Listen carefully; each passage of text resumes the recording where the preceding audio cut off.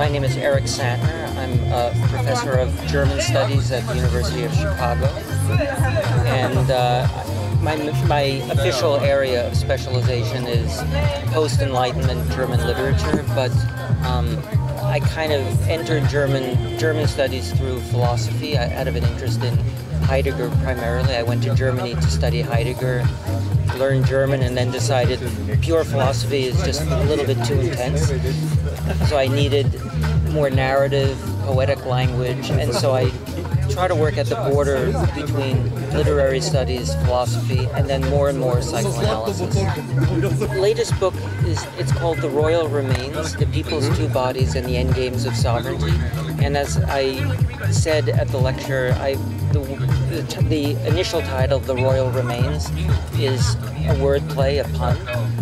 Remains means like the leftovers, the residue, the decomposing flesh of the king, but also the persistence of political theology and basically problems of legitimation that were at least managed, administered, contained somewhat by the political theology of kingship, the way in which those same questions have migrated now into the new bearer of sovereignty, the people. So in a certain, the whole book is in a certain sense an attempt to argue that biopolitics is the attempt to manage the fitness of the people's second body.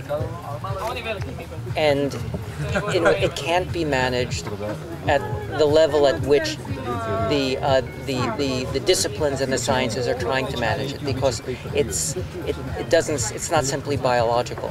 It's not simply the body, and yet it's corporeal, carnal.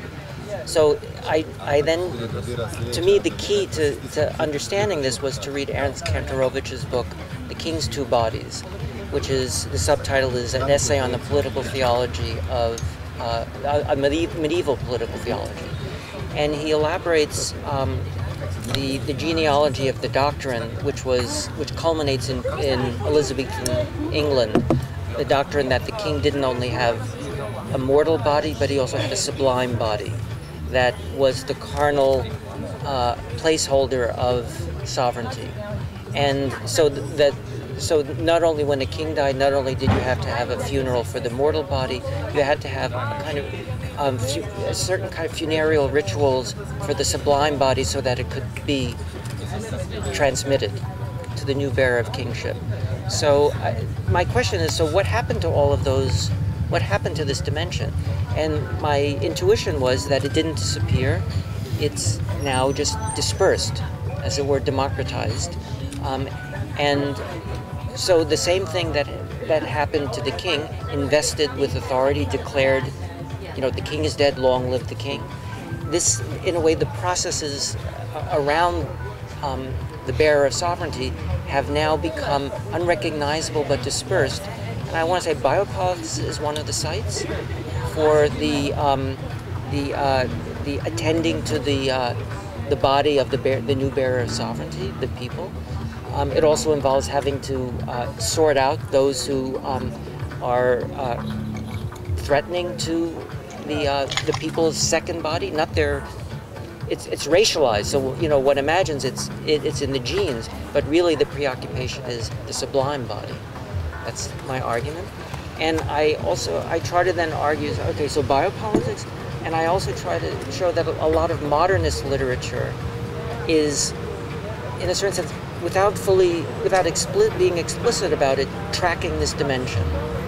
And so in the paper I gave, it dealt with Rilke's novel, The Notebooks of Malta Lourdes Brigge. And my question was, why are there so many bodies that don't, in a way, hang together? Why is the skin coming off the bodies?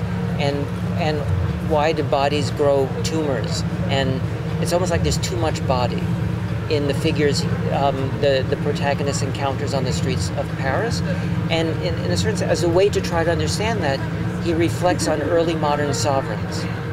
And so it's almost like the novel gives us the key to in a way, reading, the symptoms of a surplus of body, a surplus of carnality in modernity as being as belonging to a genealogy of the political theology of the king into modernity. And the last part of the book is about psychoanalysis, and the argument is that Freud developed a science of the people's second body, and he called it unconscious mental activity.